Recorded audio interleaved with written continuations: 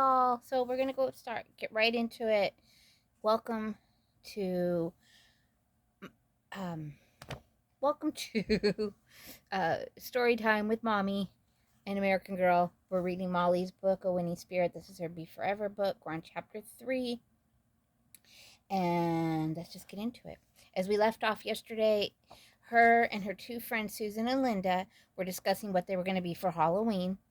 And Molly's mom convinced them to be hula dancers. So they're going to be hula dancers for Halloween. And so now we are on chapter 3, Trick or Treat. And I'm saying it that way because there's a question mark. So let's see what happens. And of course, we have Miss Molly and Miss Emily in their holiday dresses.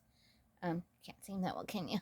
Kind of scooch more that way there. They're in their room, in their holiday dresses, just hanging out. All right.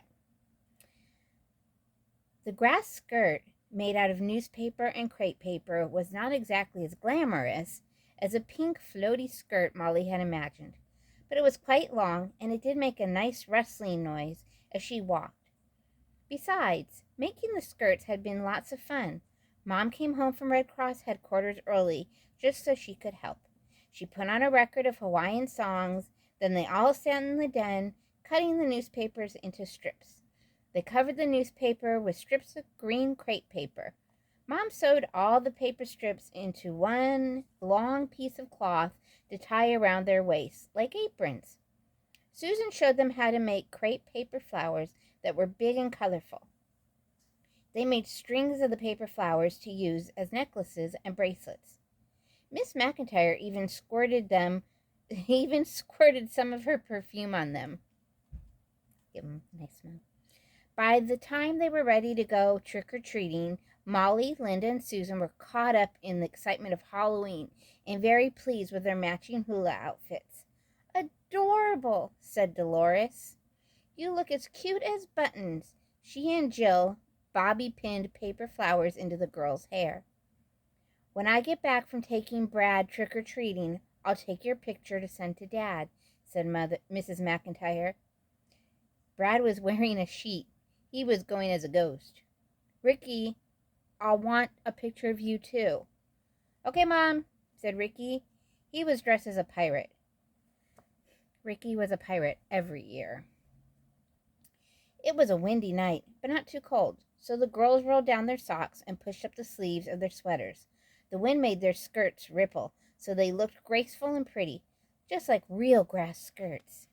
They saw Allison when they went to the Silvano's house down the street. Her angel outfit was perfect. She had a flowing white satin robe with fluffy white feathers at the neck and cuffs and all down the front. Her wings and halo were covered in gold glitter. "Hula dancers!" Allison sighed with envy when she saw them. Molly was very pleased. They had made Allison jealous. "Your outfit is good too," Molly said. "You really look like an angel." She felt like being nice. In fact, it would probably be fun to trick-or-treat with Allison, except Allison's mother always went with her. "Hawaiian hula dancers," Miss Hairgrate was saying. "What charming costumes, gals, and homemade, too. Aren't you clever?" The girls just smiled and hurried away. "Really," Linda said later, "you almost have to feel sorry for Allison with a mother like that." "I know," said Molly. "Wouldn't it be awful to have a mother who doesn't know that the whole point of Halloween is to go out and walk around the neighborhood with your friends and not with her?" Because of the war, most people did not have any sugar to spare, so the girls did not get as many candies and cookies as last year. Nevertheless, the brown paper bag was soon bulging with apples, peanuts, and homemade donuts, molasses kisses, and popcorn balls. The Hargrates maid was giving out Tootsie Pops, which was the best treat. Two families, the Petersons and the Rucksteins, asked the girls to do a trick before they got their treat. So the girls did a hula, waving their arms and singing the Hawaiian song they learned at school. Linda strummed her stringless ukulele. It was a big hit. The Pattersons especially clapped and clapped. They gave the girls each 2 glasses of cider. Linda believed in eating her treats along the way, so her bag was not as full as Susan's and Molly's. When the girls finally walked up the driveway to Molly's house, Molly was humming the Hawaiian song. Linda was unwrapping a popcorn ball, and Susan was making her skirt swish and sway.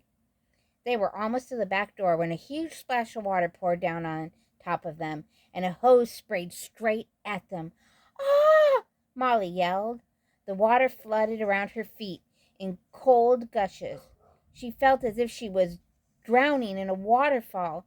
Her bag of treats burst, the popcorn balls floating in puddles, the donuts turned to soggy globs, and apples rolled away from the sidewalk. Linda and Susan were gasping. Their paper flowers were flattened. Their skirts were hanging in shreds. The green dye from the crepe paper was dripping down their legs into their socks.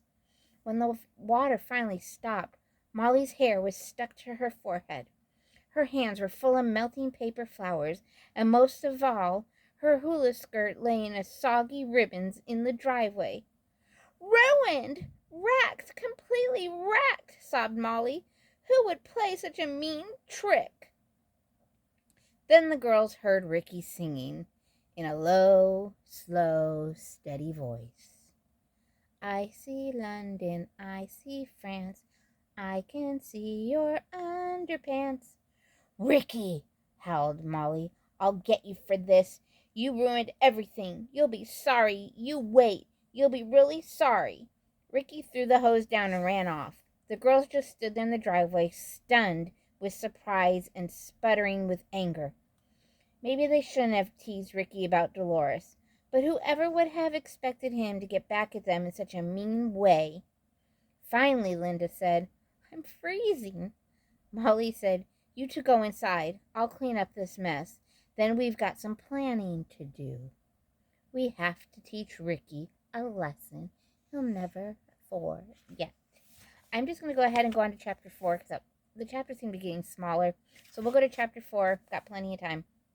Chapter 4 is called War, with a big exclamation point. While later, Linda, Susan, and Molly sat in Molly's room in their pajamas, still pink from their baths, wrapped head to toe in pink white blankets, they looked like the 3 rosy polar bears. The girls were whispering together on Molly's bed. Then they heard Miss McIntyre returning with Brad. "Would you hula dancers like some cocoa?" Miss McIntyre called up to the girls. "Okay, Mom," called Molly. "We'll be right down." "Good," said Susan. "Now we can tell her what Ricky did." "No," Molly said quickly. "Why not?" asked Susan. "I don't want to be a tattletale," said Molly. "And besides, Mom would be too easy on him. We just have to take care of Ricky ourselves." The girls walked slowly into the kitchen. There at the table sat Ricky, still in his pirate costume. He was sipping cocoa and looking as innocent as a kitten. Molly, Linda, and Susan sat as far away from Ricky as possible. "Well, girls," said Mrs. McIntyre, "how was your Hawaiian Halloween?" "Fine," said the 3 girls all together, but it sounded as if they meant just the opposite. Miss McIntyre looked puzzled. "Just fine? That's all?" she asked. "And why are you all in your pajamas already? I wanted to take a picture to send to Dad. What happened to your costumes and your treats?" "They got wet," said Molly. "Wet?" asked Miss McIntyre. "How?" The girls looked at each other. "By a hose," said Susan. "Ricky—" "We walked into a hose by mistake," said Molly, quickly, before Susan could finish. "Who would be using a hose on a windy Halloween night?" asked Miss McIntyre. The girls said nothing. Finally, Molly said, "Just someone." Miss McIntyre frowned. "Molly McIntyre," she said. "I have the distinct feeling that I am not being told the whole story." Molly stared into her cocoa cup. Ricky pushed his chair back from the table. "Perhaps you can tell me what happened, Ricky," said Miss McIntyre. Me? Squeaked Ricky.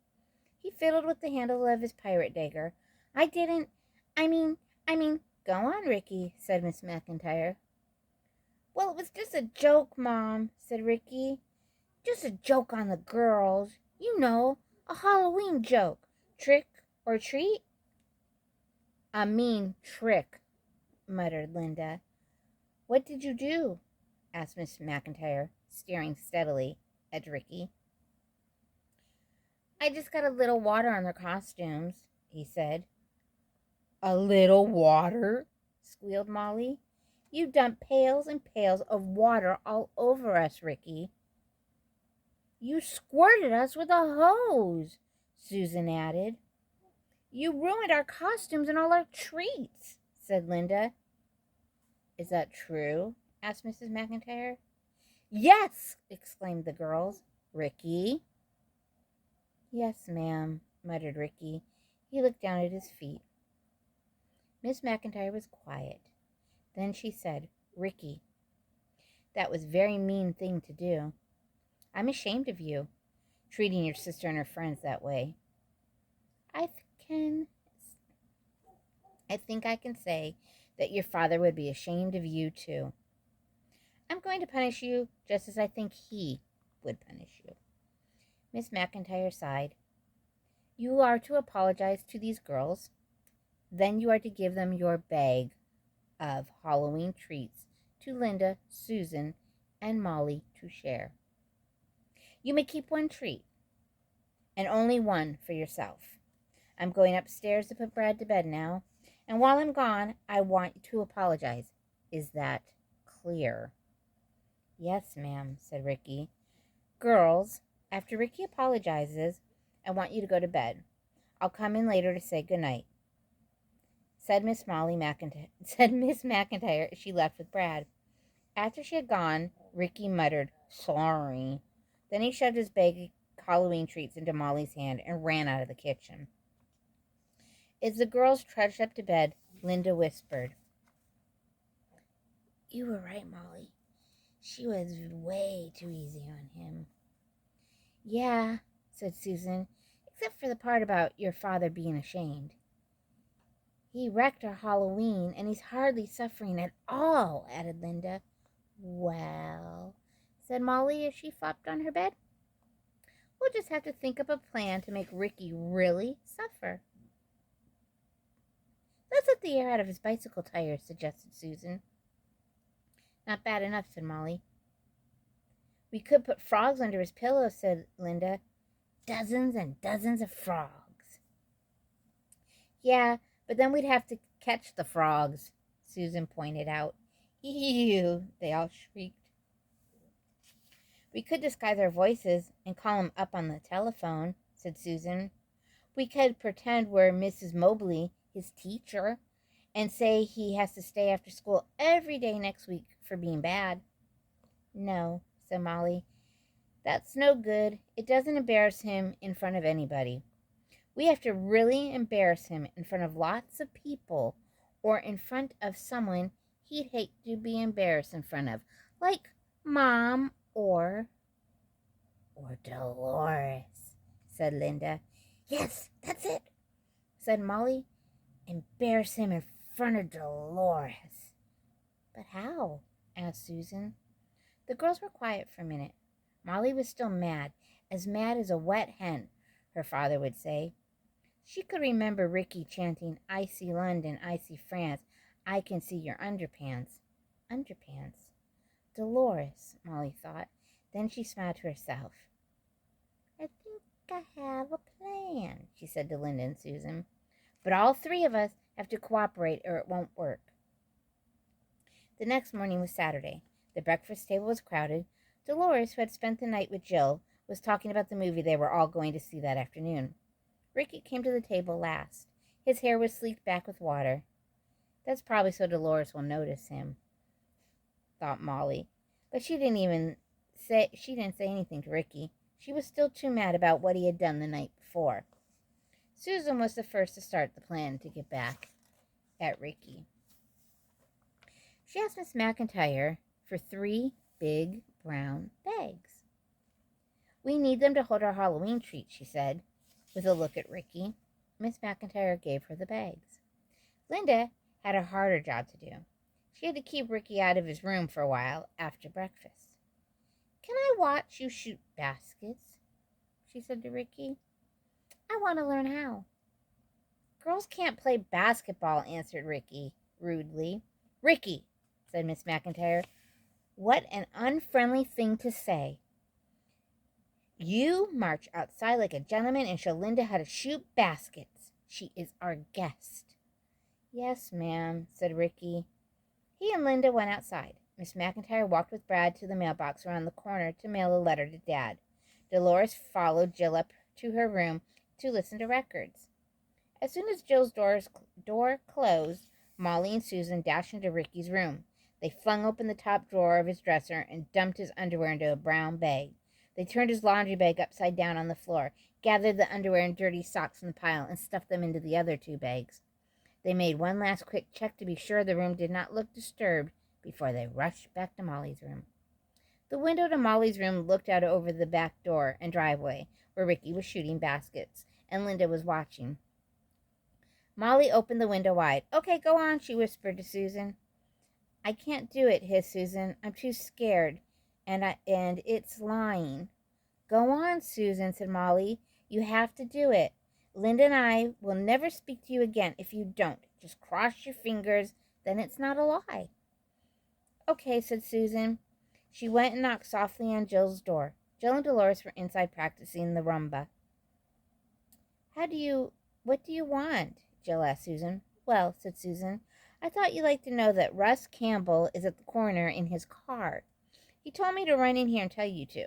Ask you if you wanted to go for a ride with him. Russ Campbell? Jill and Dolores shrieked. Woo! Russ Campbell was a senior football player. Sorry, guys. Russ Campbell was a senior football star at Montgomery High School, where Jill and Dolores were freshmen. A ride in Russ Campbell's car was a dream come true. Oh, how do I look? Said Jill in a panic. You look fine, said Dolores. Gosh, I'm glad we curled our hair last night. Let's go, said Jill. Let's go before Russ changes his mind. Okay, said Dolores. The girls galloped down the stairs, but just before they went out the back door, they slowed down, patted their hair, smoothed their skirts, and straightened their shoulders. Susan ran back to Molly's room. Get ready.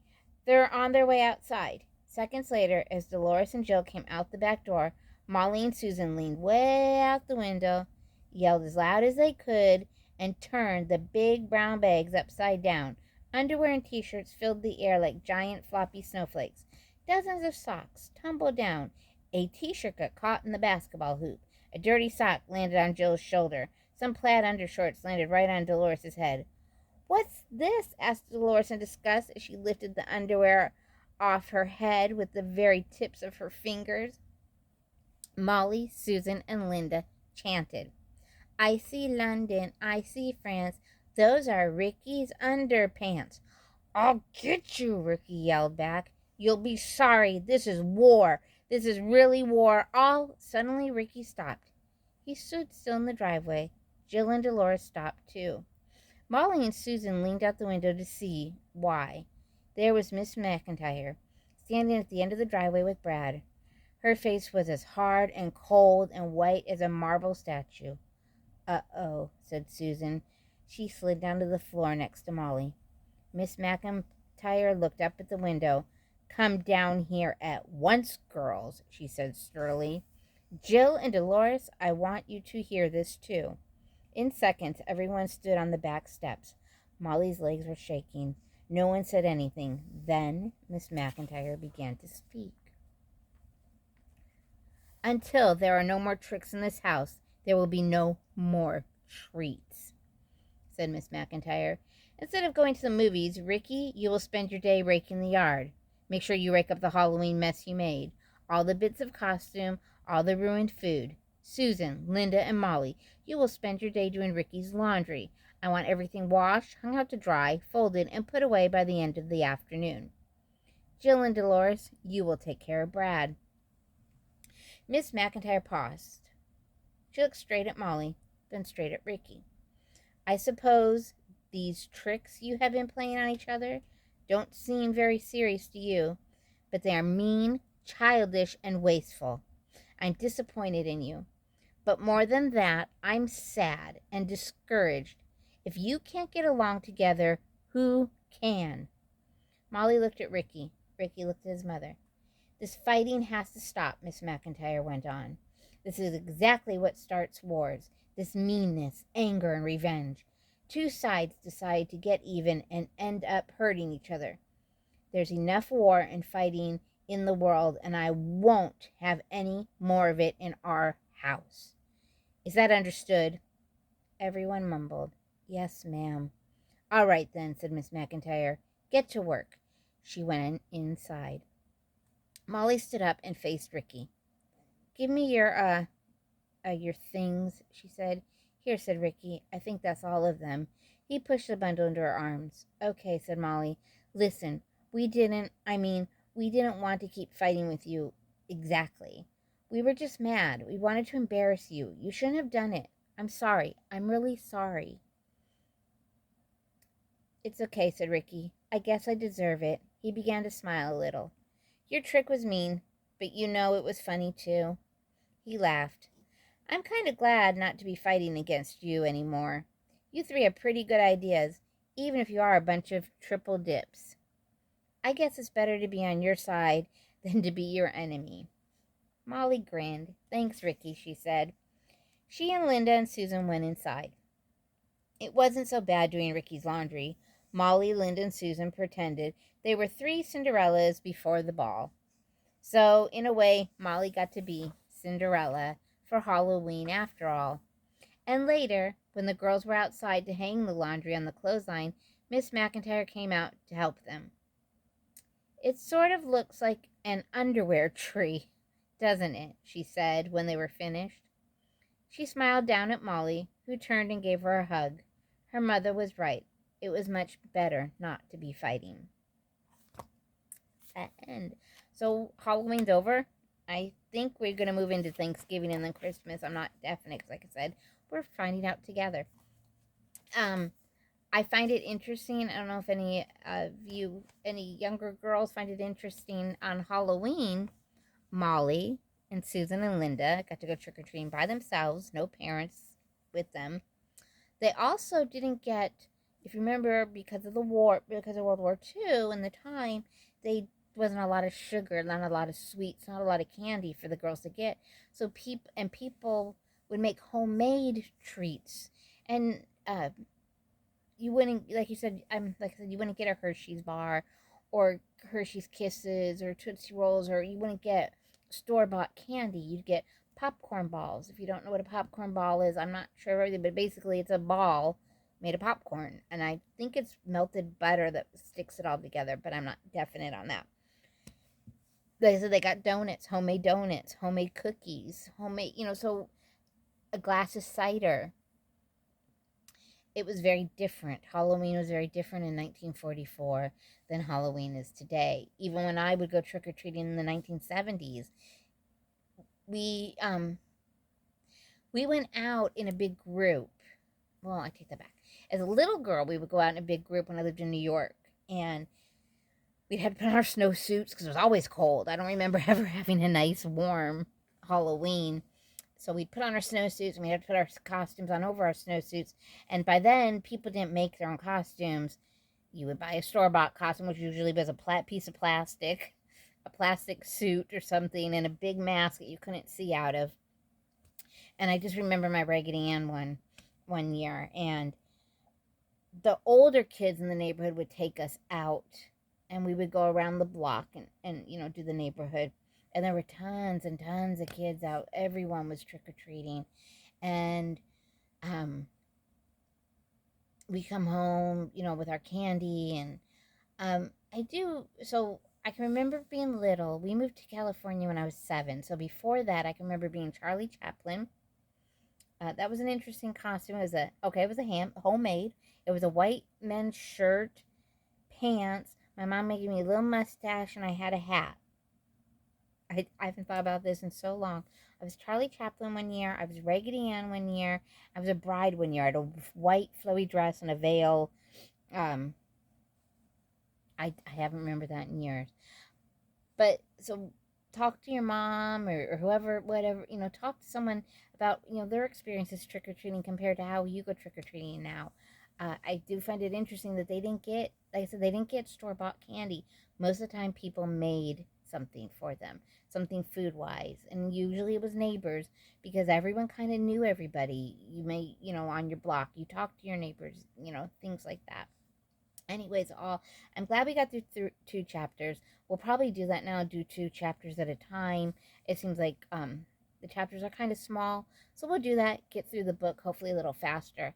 I hope you guys all have a great Friday. I know this one's late, but the next ones, I promise, will be a little earlier. Push that subscribe button, push that like button. Thank you for all your kind words. Be kind to yourselves, be kind to others. You guys are thought of constantly. You're awesome. See you on the flip side. Bye, guys.